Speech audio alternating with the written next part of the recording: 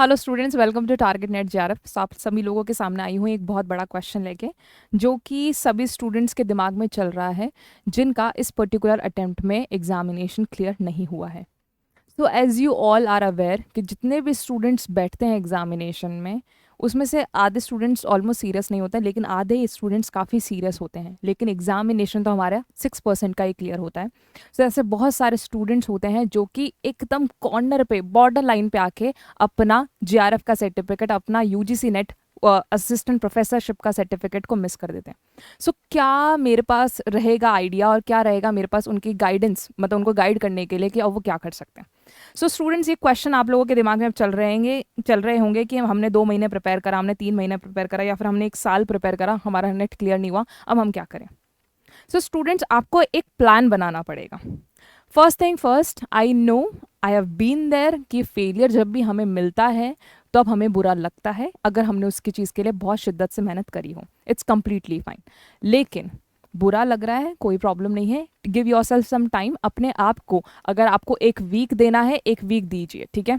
अब 1 वीक में आप रिलैक्स कीजिए, कुछ नए चीज़ पढ़ने की कोशिश ना करें, आराम से रिलैक्स कीजिए। कहीं अगर आपको घूमने जाना है, घूमने जाइए, दोस्तों से मिलना है, दोस्तों से जाइए, ठीक है। And then whenever this particular time is over, जब आप लोग बेसिकली जो भी हुआ उसके ऊपर दुख व्यतीत करना आपका थोड़ा सा कम हो जाए, then try to analyze that what exactly went wrong। हुई क्या प्रॉब्लम, ऐसी कौन सी चीज़ थी जहाँ पे हमारे पास कमी रह गई। अब मैं कुछ टाइप्स ऑफ स्टूडेंट्स के बारे में आपको बताना चाहूँगी जो एनालिसिस के अंदर आते हैं, जिनका यूजीसी नेट मिस हो जाता है। तो काफ़ी सारे स्टूडेंट्स होते हैं जिनका पेपर 2 बहुत स्ट्रांग होता है। मतलब पेपर 2 में देर आर हाई चांसेस कि उन्होंने 50% से ज़्यादा स्कोर किया हो, लेकिन उनका जो पेपर 1 होता है उसमें वो मात खा जाते हैं। पेपर 1 में उनके क्वेश्चंस कितने सही होते हैं, कहीं 20, किसी के 22, मतलब 40, 42 या फिर 50 number, which is not a good score. अगर आपको यूजीसी नेट या फिर जेआरएफ अटेम्प्ट करना है, आपके कम से कम 30, 35 और 40 के आसपास क्वेश्चन सही होने चाहिए। सो जो गुड रेंज रहती है वो रहती है आपके 30 क्वेश्चंस सही होने चाहिए, 35 क्वेश्चंस तक सही होने चाहिए। अगर आपको सच में जेआरएफ चाहिए तो 40 क्वेश्चन तक सही करने का हमें टारगेट बनाना पड़ेगा। सो इन स्टूडेंट के लिए मेरी क्या सजेशन रहेगा, स्टूडेंट्स, पेपर 2 आपका अच्छा है, वेरी गुड, ठीक है, बहुत अच्छी बात है। आपको फिर से अटेम्प्ट करना है, डेफिनेटली अटेम्प्ट करना है। मल्टीपल अटेम्प्ट्स आपको दिए गए हैं, हताश बिल्कुल नहीं होना है। अटेम्प्ट बहुत ज़्यादा पास में है, सिर्फ 2 महीने आपके पास में। 2 महीने में आप अपने पेपर 2 पे फोकस कीजिए। अगर आपके अच्छे नंबर आए हैं, उसको थोड़ा सा और अच्छा करने की कोशिश कीजिए। वहाँ पे अगर आपका कोई भी सब्जेक्ट वीक रह गया, उसके ऊपर फोकस कीजिए, क्योंकि बाकी सब्जेक्ट्स तो आपके तैयार ही हैं। लेकिन पेपर 1 में कौन से सब्जेक्ट में बिल्कुल नंबर नहीं आए हैं, उसको फोकस कीजिए। अगर आपको लगता है रीडिंग कॉम्प्रिहेंशन भी गलत हो गया तो उसको भी सॉल्व कीजिए। अगर आपको लगता है डीआई भी गलत हो गया, उसको भी सॉल्व कीजिए। अगर आपको लगता है कि रीडिंग कॉम्प्रिहेंशन आता है, डीआई आता है, मैथमेटिकल एप्टीट्यूड आता है, लेकिन लॉजिकल रीजनिंग नहीं आता, so please give yourself some time. 5 दिन लीजिए, 7 दिन लीजिए, लेकिन उसको अच्छे से डीपली पढ़िए। 2 महीने आपके पास में नेक्स्ट अटेम्प्ट के लिए, और ये बहुत अच्छा टाइम है क्योंकि आपकी प्रिपरेशन तो ऑलरेडी हो चुकी है। आपको बस थोड़ा और अपने आप को नरिश करना है, थोड़ा और निखारना है, राइट। सो ये स्टूडेंट्स पेपर 1 पे फोकस करेंगे कि एग्जैक्टली कहाँ कमी रह गई, कम्युनिकेशन के क्वेश्चंस नहीं बन रहे, तो उसके प्रीवियस ईयर क्वेश्चन सॉल्व करना शुरू कर दो। कॉन्सेप्ट मत पढ़ो, प्रीवियस ईयर के क्वेश्चन सॉल्व करो। एंड देन देखिए कि कौन कौन से क्वेश्चंस के अंदर प्रॉब्लम आ रही है। हो सकता है कि हमने वो कॉन्सेप्ट कभी पढ़ा ही ना हो, तो फिर उस कॉन्सेप्ट को उठाओ, गूगल सर्च करो, कोई भी रिलेटेड वीडियो मिलता है, उस वीडियो को पूरा देख डालो एंड नोट्स बनाओ। पेपर 1 के जितने ज़्यादा नोट्स बनाएंगे उतने ज़्यादा आपको हेल्प करेंगे। देन आते हैं हमारे पास कुछ नंबर ऑफ स्टूडेंट्स जिनका पेपर 1 तो ठीक गया, ठीक है, पेपर 1 में दिस स्कोर्ड प्रिटी गुड, उनके मान लीजिए 35 क्वेश्चन सही हो गए। 35 question is not a bad number, लेकिन पेपर 2 में बहुत झोल है। पेपर 2 में they were able to like only mark 40 question as correct.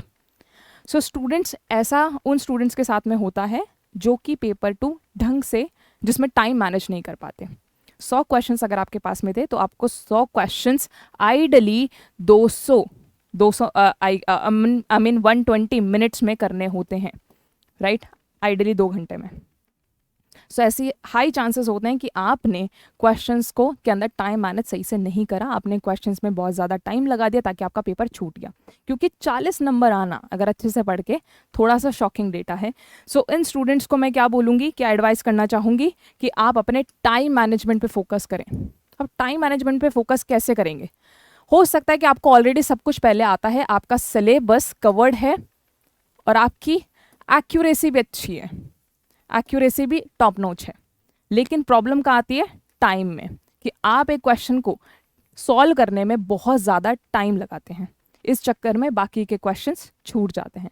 सो ये चीज़ आपको नहीं करनी, और ये चीज़ को आप और ढंग से कैसे सुधारेंगे? आप लोग मॉक टेस्ट लगाएंगे। सो आपका जो भी पेपर है उसके आप मॉक टेस्ट लगाइए, 100 क्वेश्चन सॉल्व कीजिए, उसके लिए अपने आपको सिर्फ 2 आवर्स का टाइम दीजिए। एंड प्लीज़ और ज़्यादा फास्ट रन अप करने की कोशिश करें। जितने ज़्यादा क्वेश्चंस आप प्रैक्टिस करेंगे उतने ज़्यादा क्वेश्चंस को रीड करने का तरीका आपका बनेगा और आप वहाँ पे टाइम सेव कर पाएंगे, और जल्दी से आपके पास में क्लिक होगा, जल्दी से आपको लोग डिकोड कर पाएंगे कि what exactly this question is saying. So ये कुछ स्ट्रैटेजी थी उन स्टूडेंट्स के लिए जिनका अभी एग्जामिनेशन क्लियर नहीं हुआ है। लास्टली एक और बात बताना चाहूँगी, अगर अभी नेट एग्जामिनेशन को आप लोग होल्ड पे रखना चाहते हैं, कोई प्रॉब्लम नहीं है। अभी रिसेंटली MS सेट गया, उससे पहले राजस्थान सेट भी गया था, मल्टीपल स्टेट एग्जामिनेशन होते रहते हैं सेट के। सो आप उनको भी दे सकते हैं साइमल्टेनियसली। अगर कोई भी अपकमिंग सेट एग्जामिनेशन की डिटेल्स हमारे पास आती है, मैं डेफिनेटली आपको अपडेट करूँगी। नॉर्थ ईस्ट सेट भी होता है, काफ़ी सारे स्टेट के सेट होते हैं, अगर आप उनको भी देना चाहते हैं। और साथ में बहुत सारे आपके सेक्टर में गवर्नमेंट जॉब्स भी आती हैं, असिस्टेंट प्रोफेसर्स की भी आती हैं, डिफरेंट डिफरेंट यूनिवर्सिटीज़ की आती हैं। सो आप उनके साथ में भी अपडेटेड रहे, उनके एग्जामिनेशंस भी अगर आप क्लियर कर लेते हैं, वहाँ से आप क्या गेन करेंगे? कॉन्फिडेंस गेन करेंगे, और वो कॉन्फिडेंस आपको एम्पलीफाई करना है UGC नेट की प्रिपरेशन में।